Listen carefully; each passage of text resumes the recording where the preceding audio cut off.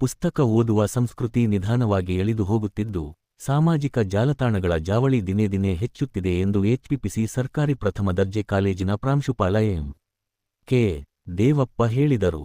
ನಗರದ ಎಚ್ಪಿಪಿಸಿ ಸರ್ಕಾರಿ ಪ್ರಥಮ ದರ್ಜೆ ಕಾಲೇಜಿನಲ್ಲಿ ತಾಲೂಕು ಕನ್ನಡ ಸಾಹಿತ್ಯ ಪರಿಷತ್ತು ಹಾಗೂ ಕಾಲೇಜಿನ ಸಂಯುಕ್ತ ಆಶ್ರಯದಲ್ಲಿ ಹಮ್ಮಿಕೊಂಡಿದ್ದ ಕನ್ನಡ ಸಾಹಿತ್ಯ ಪರಿಷತ್ತು ಸಂಸ್ಥಾಪನಾ ದಿನಾಚರಣೆ ಕಾರ್ಯಕ್ರಮವನ್ನು ಉದ್ಘಾಟಿಸಿ ಅವರು ಮಾತನಾಡಿದರು.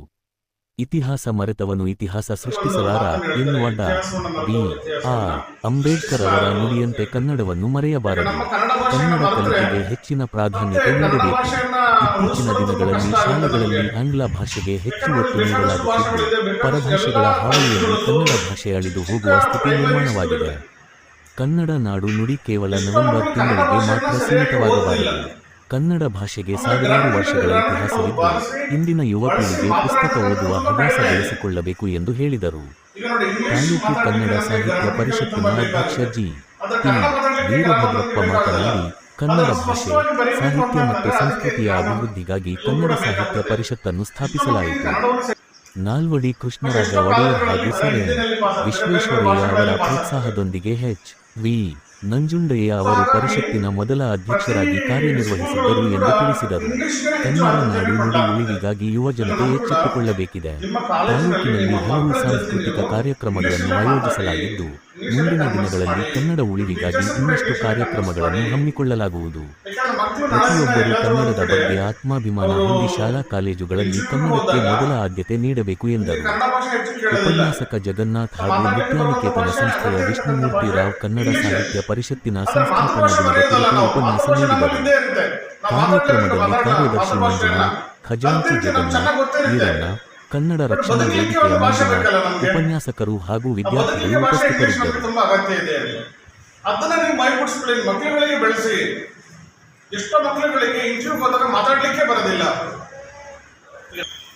ಸುಮಾರು 7 ಜನ ಅಪ್ಲೈ ಮಾಡಿದ್ರು. 7 ಜನದಲ್ಲಿ 7 ಜನ ತುಂಬಾ ಚೆನ್ನಾಗಿ ಉತ್ತರ ಕೊಟ್ಟರು. ಯಾರಾದ್ರೂ ಇದನ್ನ 7 ಜನದಲ್ಲಿ ಯಾರಾದ್ರೂ ಉತ್ತರ ಕೊಟ್ಟರಲ್ಲ, ಅದನ್ನ ನೀವು ಇಂಗ್ಲಿಷ್ಗೆ ಭಾಷಾಂತರ ಸರ್ಟಿಫಿಕೇಟ್ ಮಾತ್ರ ಸಕ್ಸಸ್ ಆಯ್ತು ನಮ್ಗೆ.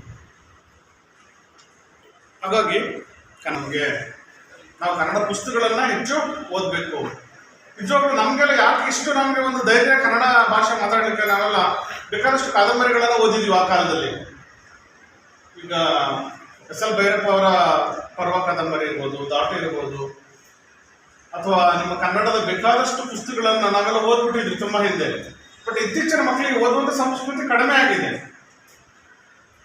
ಮನೆಗೆ ಹೋದ ತಕ್ಷಣ ಪುಸ್ತಕ ಒಂದ್ ಕಡೆ ಬಿಸಾಕಿ ಮೊಬೈಲ್ ನೋಡ್ತಕ್ಕಂಥದ್ದು, ರೀಲ್ಸ್ ನೋಡ್ತಕ್ಕಂಥದ್ದು.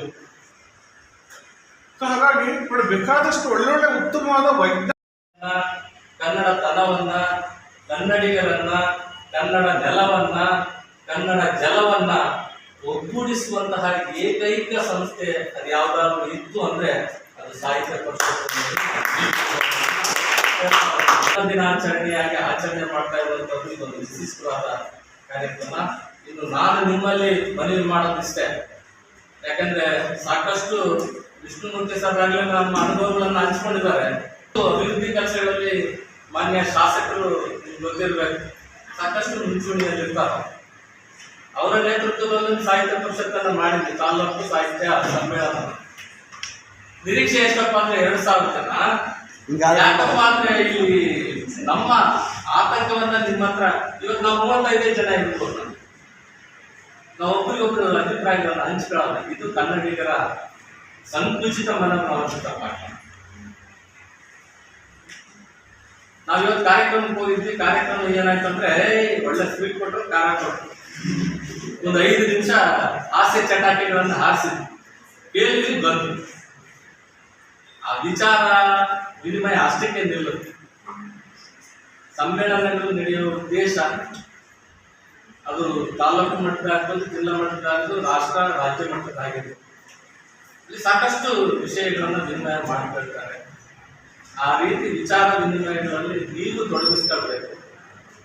ನಮ್ಮ ಕನ್ನಡ ಪರ ಚಟುವಟಿಕೆಗಳಿದ್ರೆ ಆಸಕ್ತಿಯಿಂದ ನೀವು ಬರಬೇಕು. ವಿಷ್ಣುಮೂರ್ತಿ ಸರ್ ಹೇಳಿದ್ರು, ನಾವು ಒಂದು ಅನುಭವವನ್ನು ಹಂಚ್ಕೊಂಡು ನನ್ನ ಮಾತನ್ನು ಮುಗಿಸ್ತಾರೆ. ಏನಪ್ಪಾ ಅಂದ್ರೆ, ಚಳಿಕೆರೆಯಲ್ಲಿ ಸಾಹಿತ್ಯ ಪರಿಷತ್ ಅಂದ್ರೆ ಯಾರು ಬರಲ್ರಿ, ಕಡಾಖಂಡಿತವಾಗಿ ಹೇಳ್ತೀವಿ ಅನ್ನೋದು ಬಹಳ ಜನ ಇದ್ದಾರೆ. ಅದಕ್ಕೆ ಅಲ್ಲಿಗೆ ಬರ್ತಾರೆ. ನೋಡ್ರಿ ಇಂಗ್ಲಿಷ್ ಅನ್ನ ಬಳಸದೆ ಕನ್ನಡ ಮಾತಾಡಿದ್ರೆ ನಮ್ಗೆ ಹಾಗಲ್ಲ. ನಾವೆಷ್ಟು ಅಡಿಕ್ಟ್ ಆಗಿದ್ದೀವಿ ಹೇಳ್ತಾರೆ. ನಾನೊಬ್ಬ ಶಿಕ್ಷಕನಾಗಿ ಕನ್ನಡ ಮಾಧ್ಯಮ ಶಿಕ್ಷಕನಾಗಿ ಹೇಳ್ತಾ ಇರೋದು ನನ್ನ ಇತಿಹಾಸ ಇಷ್ಟೇ. ಹಾಗಲ್ಲ ಮತ್ತೆ ಅದಕ್ಕೆ ನಾವು ಒಂದು ಪ್ಲಾನ್ ಮಾಡಿದ್ವಿ. ಜನರ ಆಸಕ್ತಿ ಯಾವ ಕಡೆ ಇದೆ,